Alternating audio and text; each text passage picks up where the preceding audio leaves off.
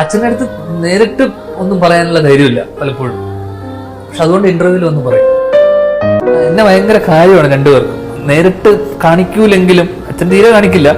പക്ഷെ അവൻ ഇവിടെ എന്താണ് എന്നൊക്കെ പറഞ്ഞിട്ടപ്പോൾ എൻ്റെ ശബ്ദം കേട്ടാൽ വന്ന് അവിടെ വന്ന് റൂമെന്ന് വന്ന് അവിടെ ഇരുന്ന് സംസാരിക്കാനൊക്കെ ഭയങ്കര ഇഷ്ടമാണ്. ശ്രീനിവാസൻ ഏറ്റവും അടുത്ത് മനസ്സിലാക്കിയ ആള് ഞാനാ, എൻ്റെ അച്ഛനാണ്. മനസ്സിലായില്ലേ? എനിക്ക് ലോകത്തിൽ ഏറ്റവും സ്നേഹവും ഇഷ്ടമുള്ള മനുഷ്യൻ എൻ്റെ അച്ഛനാണ്. അയാൾ കഴിഞ്ഞിട്ടേ ഉള്ളൂ എനിക്ക് ലോകത്തിൽ എന്തും. നമ്മളൊക്കെ ധ്യാൻ ശ്രീനിവാസനെ കണ്ടിട്ടുള്ളത് ചിരിച്ചും ചിരിപ്പിച്ചുമൊക്കെയാണ്. ആ ധ്യാൻ ശ്രീനിവാസൻ ഇന്ന് നെഞ്ച് തകർന്നിരിക്കുന്ന അവസ്ഥയിലാണ് നമ്മളൊക്കെ കണ്ടത്. സ്വന്തം അച്ഛൻ മരിച്ചാൽ ഏതൊരു മകനും നെഞ്ച് തകർന്ന അവസ്ഥയിൽ തന്നെ ആയിരിക്കും.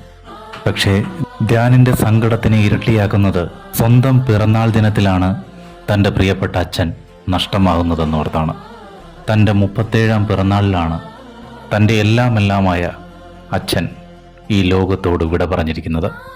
ഇനിയൊരിക്കലും തൻ്റെ ആ പിറന്നാൾ ദിനം സന്തോഷത്തോടെ കണ്ടിരുന്ന ആ ദിനം, എല്ലാ വർഷവും സന്തോഷത്തോടെ കണ്ടിരുന്ന ആ ദിനം, തൻ്റെ പിറന്നാൾ ദിനം, ഇനി ആ ദിനം എത്തുമ്പോഴൊക്കെ നെഞ്ചു കീറുന്ന വേദനയായിരിക്കും ധ്യാനിന്.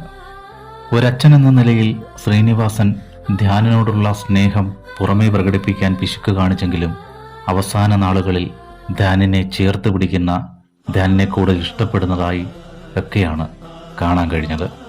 അങ്ങനെയുള്ള തൻ്റെ അച്ഛനെ ഒന്ന് സ്നേഹിച്ച് കൊതി തീരും മുമ്പേ തൻ്റെ പിറന്നാൾ ദിനത്തിൽ വിധി തട്ടിയെടുത്തു എന്ന് പറയുമ്പോൾ ഉണ്ടാകുന്ന വേദന പറഞ്ഞറിയിക്കാൻ പറ്റുന്നതിനൊക്കെ അപ്പുറം തന്നെ ആയിരിക്കും. നമ്മുടെയെല്ലാം ശ്രീനിയേട്ടന് കണ്ണീരിൽ കുതിർന്ന പ്രണാമം.